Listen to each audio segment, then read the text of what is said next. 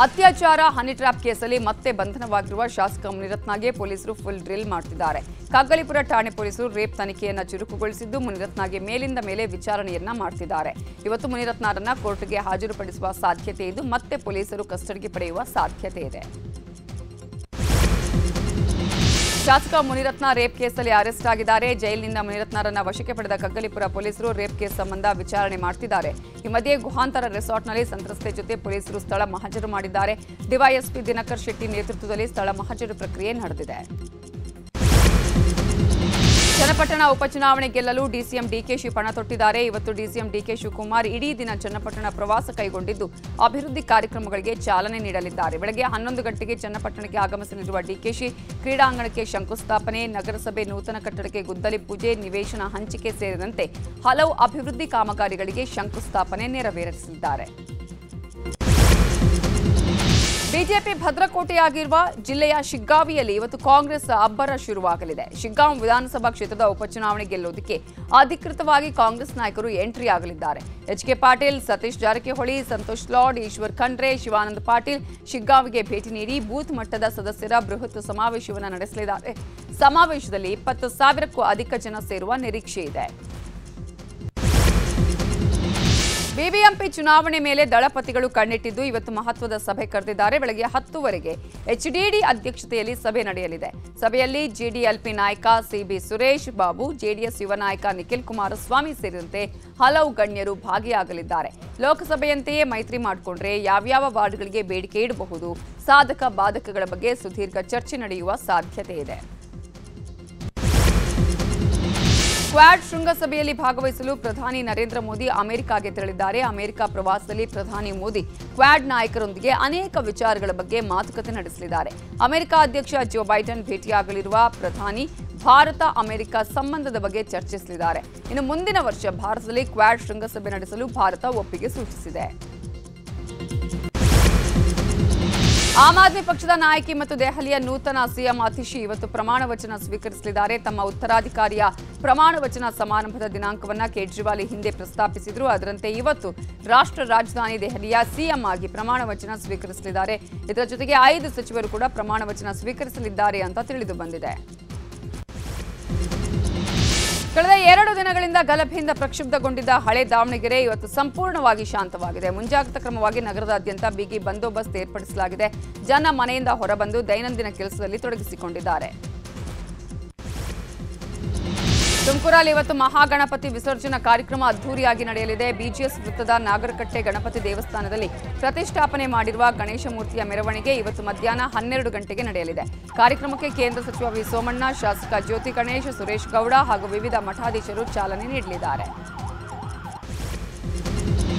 ತಿರುಪತಿ ತಿಮ್ಮಪ್ಪನ ಲಡ್ಡು ಪ್ರಸಾದ ರಾಜಕೀಯ ಜೋರಾಗಿದೆ. ತಿಮ್ಮಪ್ಪನ ಪವಿತ್ರ ಪ್ರಸಾದ ಲಡ್ಡುವಿನಲ್ಲಿ ಹಂದಿ, ದನದ ಕೊಬ್ಬು ಮತ್ತು ಮೀನಿನ ಎಣ್ಣೆ ಬಳಕೆಯಾಗಿದೆ ಅಂತ ಹಿಂದಿನ ಸರ್ಕಾರದ ವಿರುದ್ಧ ಸಿಎಂ ಚಂದ್ರಬಾಬು ನಾಯ್ಡು ಆರೋಪಿಸಿದ್ರು. ಇದು ಭಾರಿ ಚರ್ಚೆಗೂ ಗ್ರಾಸ ಆಗಿದೆ.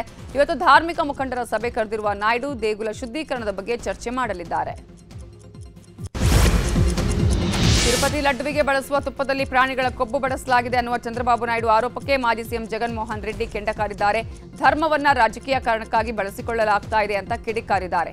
ನಾನೇ ಪ್ರಧಾನಿಗೆ ಪತ್ರ ಬರಿತಾ ಇದ್ದೇನೆ. ಚಂದ್ರಬಾಬು ನಾಯ್ಡು ಅವರು ಸತ್ಯವನ್ನ ಹೇಗೆ ತಿರುಚಿದ್ದಾರೆ ಅಂತ ಕಿಡಿಕಾರಿದರು. ತಿಮ್ಮಪ್ಪನ ಲಡ್ಡು ತಯಾರಿಕೆಗೆ ಕಳಪೆ ತುಪ್ಪ ಪೂರೈಕೆ ಹಿನ್ನೆಲೆ ತಿರುಮಲಕ್ಕೆ ತುಪ್ಪ ಪೂರೈಸ್ತಾ ಇದ್ದ ಡೈರಿ ಮೇಲೆ ರೇಡ್ ಮಾಡಲಾಗಿದೆ. ನಿನ್ನೆ ತಮಿಳುನಾಡಿನ ಎಆರ್ ಡೈರಿ ಫುಡ್ಸ್ ಮೇಲೆ ಅಧಿಕಾರಿಗಳು ದಾಳಿ ನಡೆಸಿದ್ರು. ದಿಂಡಿಗಲ್ನಲ್ಲಿರುವ AR dairy foods private limited ಮೇಲೆ ದಾಳಿ ನಡೆಸಿದ ಮಾಲಿನ್ಯ ನಿಯಂತ್ರಣ ಮಂಡಳಿ ಅಧಿಕಾರಿಗಳು ದಾಖಲೆಗಳನ್ನು ಪರಿಶೀಲನೆ ನಡೆಸಿದ್ದಾರೆ. ಲಡ್ಡು ತಯಾರಿಕೆಯಲ್ಲಿ ದನದ ಕೊಬ್ಬು, ಮೀನಿನ ಎಣ್ಣೆ ಬಳಕೆ ವಿಚಾರಕ್ಕೆ ಸಂಬಂಧಪಟ್ಟ ಹಾಗೆ ಕೋಲಾರ ಚಿಕ್ಕಬಳ್ಳಾಪುರ ಹಾಲು ಒಕ್ಕೂಟ ಅಧ್ಯಕ್ಷ ಕೆವೈ ನಂಜೇಗೌಡ ಮಾತನಾಡಿದ್ದಾರೆ. ಇನ್ನು ಮುಂದೆ ಕೆಎಂಎಫ್ನಿಂದ ತಿರುಪತಿಗೆ ತುಪ್ಪ ರವಾನೆ ಮಾಡಲಾಗುತ್ತೆ ಅಂತ ಹೇಳಿದ್ದಾರೆ. ನಂದಿನಿ ತುಪ್ಪ ರವಾನೆ ನಿಂತಾಗ ಲಡ್ಡು ಪ್ರಸಾದದ ರುಚಿ ಇಳಿಕೆಯಾಗಿತ್ತು. ಹೀಗೆ ಮತ್ತೆ ಕೋಲಾರದಿಂದ ತುಪ್ಪ ರವಾನಿಸಲಾಗುತ್ತೆ ಅಂತ ಹೇಳಿದರು. ತಿರುಪತಿ ಲಡ್ಡುವಿನಲ್ಲಿ ಪ್ರಾಣಿಗಳ ಕೊಬ್ಬು ಬಳಕೆಯ ಆರೋಪ ಬೆನ್ನಲ್ಲೇ ಕರ್ನಾಟಕ ಸರ್ಕಾರ ಎಚ್ಚೆತ್ತುಕೊಂಡಿದೆ. ರಾಜ್ಯದ ದೇವಾಲಯಗಳಲ್ಲಿ ಪರಿಶುದ್ಧ ನಂದಿನಿ ತುಪ್ಪ ಬಳಕೆಗೆ ಸೂಚನೆ ಕೊಟ್ಟಿದೆ. ನಂದಿನಿ ತುಪ್ಪ ಬಳಸಿ ಪ್ರಸಾದ ತಯಾರಿಕೆ ಮಾಡಬೇಕು ಅಂತ ಆದೇಶ ನೀಡಲಾಗಿದೆ. ದಾಸೋಹ ಭವನಗಳಲ್ಲಿಯೂ ಕಡ್ಡಾಯವಾಗಿ ನಂದಿನಿ ತುಪ್ಪ ಮಾತ್ರ ಬಳಸುವಂತೆ ಧಾರ್ಮಿಕ ದತ್ತಿ ಇಲಾಖೆ ಸೂಚನೆ ಕೊಟ್ಟಿದೆ.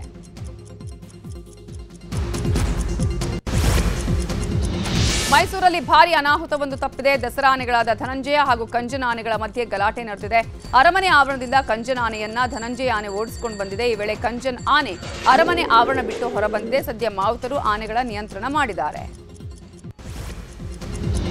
ಗಂಗಾರತಿ ಮಾದರಿಯಲ್ಲಿ ಕಾವೇರಿ ಆರತಿಗಾಗಿ ಅಧ್ಯಯನ ನಡೆಸಲು ಕೃಷಿ ಸಚಿವ ಚಲುವರಾಯಸ್ವಾಮಿ ನೇತೃತ್ವದ ಶಾಸಕರ ಸಮಿತಿ ಹರಿದ್ವಾರದಲ್ಲಿದೆ. ನಿನ್ನೆ ರಾತ್ರಿ ಹರಿದ್ವಾರದಲ್ಲಿ ಗಂಗಾರತಿಯನ್ನು ವೀಕ್ಷಣೆ ಮಾಡಿದ್ದಾರೆ. ಇವತ್ತು ವಾರಣಾಸಿಯಲ್ಲಿ ಗಂಗಾರತಿಯನ್ನು ವೀಕ್ಷಿಸಿ ಸಭೆ ನಡೆಸಿ ನಂತರ ಸರ್ಕಾರಕ್ಕೆ ವರದಿ ಸಲ್ಲಿಸಲು ಈ ಸಮಿತಿ ಮುಂದಾಗಿದೆ. ರೇಣುಕಾಸ್ವಾಮಿ ಕೊಲೆ ಆರೋಪ ಪ್ರಕರಣದಲ್ಲಿ ನಟ ದರ್ಶನ್ ಬಳ್ಳಾರಿ ಜೈಲಲ್ಲಿದ್ದಾರೆ. ಮೊನ್ನೆಯಷ್ಟೇ ದಾಸನನ್ನ ತಾಯಿ ಬಂದು ಭೇಟಿ ಮಾಡಿದ್ರು. ತಾಯಿಯ ಭೇಟಿಯ ನಂತರ ಮಾನಸಿಕವಾಗಿ ಕುಗ್ಗಿದ್ದ ನಟ ದರ್ಶನ್ ಈಗ ನಿರಾಳವಾಗಿದ್ದಾರೆ ಅಂತ ಹೇಳಲಾಗಿದೆ. ಇನ್ನೊಂದು ಕಡೆ ಜಾಮೀನಿನ ಮೊರೆ ಹೋಗಿದ್ದ ಪವಿತ್ರ ಗೌಡಗೆ ನಿರಾಸೆಯಾಗಿದೆ. ನಿನ್ನೆ ಜಾಮೀನು ಕುರಿತು ವಿಚಾರಣೆ ನಡೆಯಬೇಕಾಗಿತ್ತು. ಆದರೆ ಎಸ್ಪಿಪಿ ಇನ್ನೂ ಆಕ್ಷೇಪಣೆ ಸಲ್ಲಿಸದೇ ಇರುವುದರಿಂದ ನಾಳೆಗೆ ಜಾಮೀನು ಅರ್ಜಿ ವಿಚಾರಣೆ ಮುಂದೂಡಲಾಗಿದೆ. ನಮ್ಮ ಕನ್ನಡ ಚಿತ್ರರಂಗ ರಾಂಗ್ ರೀಸನ್ ನಿಂದ ಸುದ್ದಿಯಾಗ್ತಿದೆ. 1000 ಜನ 1000 ಮಾತಾಡ್ಲಿ, ನಮ್ಮ ಇಂಡಸ್ಟ್ರಿ ಬಗ್ಗೆ ನಮ್ಮೆಲ್ಲರಿಗೂ ಹೆಮ್ಮೆ ಇದೆ ಅಂತ ನಟ ಸುದೀಪ್ ಹೇಳಿದ್ದಾರೆ. 1000 ಜನ 1000 ಪಿಟಿಷನ್ ಕೊಟ್ಟರು ನಮ್ಮ ಚಿತ್ರರಂಗದ ಮೇಲಿನ ಗೌರವ ಕಡಿಮೆಯಾಗಿಲ್ಲ ಅಂತ ಸುದೀಪ್ ಹೇಳಿದ್ದಾರೆ. ಧಾರವಾಡ ಜಿಲ್ಲಾ ಕೇಂದ್ರ ಕಾರಾಗೃಹದಲ್ಲಿ ಕೈದಿಗಳು ಮೊಬೈಲ್ ಬಳಕೆ ಮಾಡ್ತಿರೋ ಬಗ್ಗೆ ಆರೋಪ ಕೇಳಿ ಬಂದಿತ್ತು. ಈ ಹಿನ್ನೆಲೆ ಧಾರವಾಡ ಹುಬ್ಬಳ್ಳಿ ಪೊಲೀಸ್ ಕಮಿಷನರ್ ಶಶಿಕುಮಾರ್ ದಿಢೀರ್ ಭೇಟಿ ಕೊಟ್ಟು ಪರಿಶೀಲನೆ ನಡೆಸಿದ್ದಾರೆ. ಕೇಂದ್ರ ಕಾರಾಗೃಹದಲ್ಲಿ 1 ಗಂಟೆಗಳ ಕಾಲ ಪರಿಶೀಲನೆ ನಡೆಸಿದ್ರು. ಈ ವೇಳೆ ಯಾವುದೇ ಮೊಬೈಲ್ ಇನ್ನಿತರೆ ವಸ್ತುಗಳು ಸಿಕ್ಕಿಲ್ಲ ಅಂತ ತಿಳಿದು ಬಂದಿದೆ. ಇವತ್ತು ಬೆಂಗಳೂರಿನ ಹಲವು ಕಡೆ ಕುಡಿಯುವ ನೀರು ಪೂರೈಕೆಯಲ್ಲಿ ವ್ಯತ್ಯಯವಾಗಲಿದೆ. ಕಾವೇರಿ 5ನೇ ಹಂತದ ಪೂರ್ವಭಾವಿ ಕಾರ್ಯಗಳಿರುವ ಹಿನ್ನೆಲೆ ಪೀಣ್ಯ, ಗಾಯತ್ರಿ ನಗರ, ನಂದಿನಿ ಲೇಔಟ್, ರಾಜಗೋಪಾಲ್ ನಗರ, ಚೊಕ್ಕಸಂದ್ರ, ಬಾಗಲಗುಂಟೆ, ಮಲ್ಲಸಂದ್ರ ಸೇರಿದಂತೆ ಕೆಲವು ಭಾಗದಲ್ಲಿ ನೀರು ಪೂರೈಕೆಯಲ್ಲಿ ವ್ಯತ್ಯಯವಾಗಲಿದೆ. ಇತ್ತೀಚೆಗೆ ಕತ್ತೆ ಹಾಲು ಮಾರಾಟದಿಂದ ಮುನ್ನೆಲೆಗೆ ಬಂದಿದ್ದ ಕಂಪನಿಯೊಂದು ಸೂಕ್ತ ದಾಖಲೆಗಳು ಪಡೆಯದ ಕಾರಣ ಮುಚ್ಚಿ ಹೋಗಿತ್ತು. ಇದೀಗ ಆ ಕಂಪನಿ ವಿರುದ್ಧ ರೈತರು ಎಫ್ಐಆರ್ ದಾಖಲಿಸಿದ್ದಾರೆ. ಜೆನಿ ಮಿಲ್ಕ್ ಕಂಪನಿಯಿಂದ ಭಾರಿ ಮೋಸ ಆಗಿದೆ ಅಂತ ರೈತರು ದೂರು ದಾಖಲಿಸಿದ್ದಾರೆ. ಕತ್ತೆ ಖರೀದಿಗೆ ಸಾಲ ಮಾಡಿದ್ದ ರೈತರು ಈಗ ಕಂಗಾಲಾಗಿದ್ದಾರೆ. ಟಿಪ್ಪು ಸುಲ್ತಾನ್ ಬಗ್ಗೆ ಅವಹೇಳನಕಾರಿ ಭಾಷಣ ಹಿನ್ನೆಲೆ ಶಾಸಕ ಯತ್ನಾಳ್ ಕೊಪ್ಪಳದಲ್ಲಿ ಅಪರೂಪದ ಘಟನೆಯೊಂದು ನಡೆದಿದೆ. 9 ತಿಂಗಳ ವಿಕಲಚೇತನ ಮಗುವೊಂದು ಅಮೆರಿಕ ದಂಪತಿಯ ಮಡಿಲು ಸೇರಿದೆ. ಅಮೆರಿಕದಲ್ಲಿ ಸಾಫ್ಟ್ವೇರ್ ಇಂಜಿನಿಯರ್ ಆಗಿರುವ ದಂಪತಿ ಮಗುವನ್ನು ದತ್ತು ಪಡೆಯಲು ಅರ್ಜಿ ಹಾಕಿದ್ರು. ಈಗ ದತ್ತು ಸ್ವೀಕಾರ ಪ್ರಕ್ರಿಯೆ ಮುಗಿದಿದೆ. ಹೀಗಾಗಿ 9 ತಿಂಗಳ ಹೆಣ್ಣು ಮಗುವನ್ನು ಕೊಪ್ಪಳ ಜಿಲ್ಲಾಧಿಕಾರಿಗಳ ಸಮ್ಮುಖದಲ್ಲಿ ನೀಡಲಾಗಿದೆ. ಆರ್ಥಿಕ ಬಿಕ್ಕಟ್ಟಿನಿಂದ ಕಂಗೆಟ್ಟು ಚೇತರಿಸಿಕೊಂಡಿರುವ ಶ್ರೀಲಂಕಾದಲ್ಲಿ ಅಧ್ಯಕ್ಷೀಯ ಚುನಾವಣೆ ನಡೀತಾ ಇದೆ. ಬೆಳಗ್ಗೆ 7 ಗಂಟೆಯಿಂದಲೇ ಮತದಾನ ಆರಂಭವಾಗಿದ್ದು ಜನ ಉತ್ಸುಕರಾಗಿಯೇ ಮತದಾನದಲ್ಲಿ ಪಾಲ್ಗೊಂಡಿದ್ದಾರೆ. ಚೆನ್ನೈನ ಚೆಪಾಕ್ ಸ್ಟೇಡಿಯಂನಲ್ಲಿ ಬಾಂಗ್ಲಾ ವಿರುದ್ಧ ನಡೀತಾ ಇರುವ ಮೊದಲ ಟೆಸ್ಟ್ನಲ್ಲಿ ಟೀಂ ಇಂಡಿಯಾ ಪ್ರಾಬಲ್ಯ ಸಾಧಿಸಿದೆ. ಭಾರತೀಯ ವೇಗಿಗಳ ದಾಳಿಗೆ ಕಂಗೆಟ್ಟ ಬಾಂಗ್ಲಾ ಟೀಂ ಕೇವಲ 149 ರನ್ಗೆ ಆಲ್ಔಟ್ ಆಯಿತು.